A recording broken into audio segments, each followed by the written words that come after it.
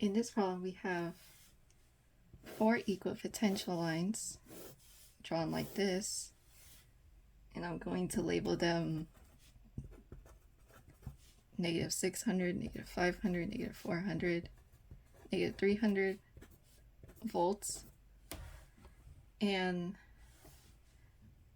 we're going to be asked to find or calculate the electric field from A to B. And we're going to have A be here all the way to B, which will be here. So where should we begin? Firstly, we should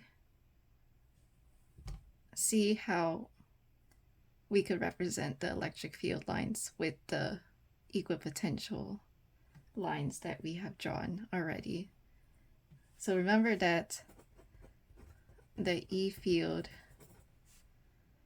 lines are perpendicular to the equipotential lines. So it would be drawn like this,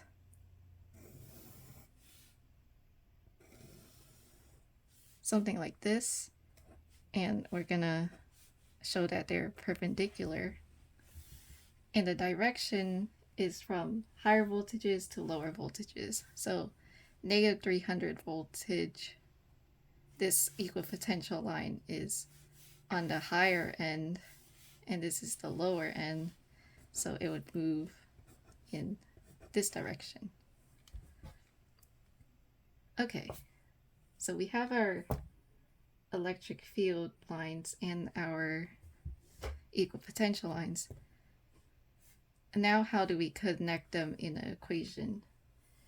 The equation we could use to find the electric field, and it involves, say, the change in voltages from moving from one position to another position.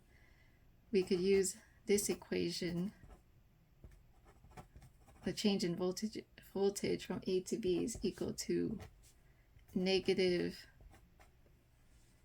electric field vector dot product with the change in L vector AB. And to rewrite this dot product, we rewrite it like the electric field vector, the magnitude, times the change in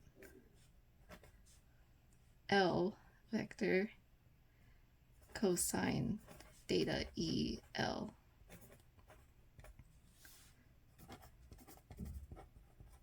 Okay, so how do we substitute values in for these variables? Firstly, we could rearrange this problem so that we could solve for the electric field vector, or the magnitude of the electric field. So move the negative sign, and this is B to B, A to B, the voltage, change in L, cosine theta EL. So we can arrange the equation to be like this to solve for the electric field. Okay, now let's try to solve for the change in voltage. So we see that A is kind of in the middle of 500 and 400, and it goes to B, which is right on the -400 line. So we can say that this voltage, this change in voltage, is 50 volts, maybe. I'm not going to include the units. Positive 50 volts, because we're going to a higher voltage here.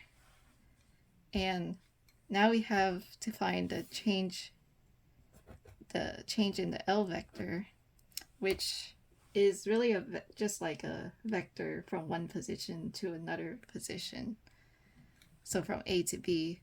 And since we're not really given like a proper distance, we could just approximate this as 0.1 meters or 10 centimeters.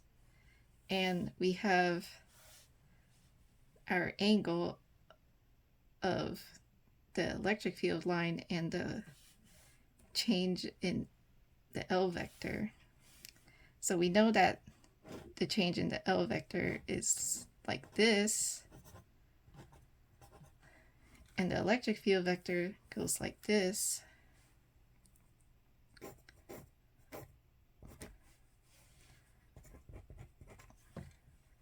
And so we could try to approximate this angle. Just do our best to do that. I could say maybe this is like 90 degrees and this looks like 30 degrees. So I'm just gonna guesstimate this as 120 degrees.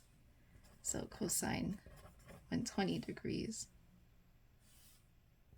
And if you put this all into your calculator, 50 divided by 0.1 over the cosine of 120, we get the magnitude of the electric field is equal to 1,000 Newton per coulombs.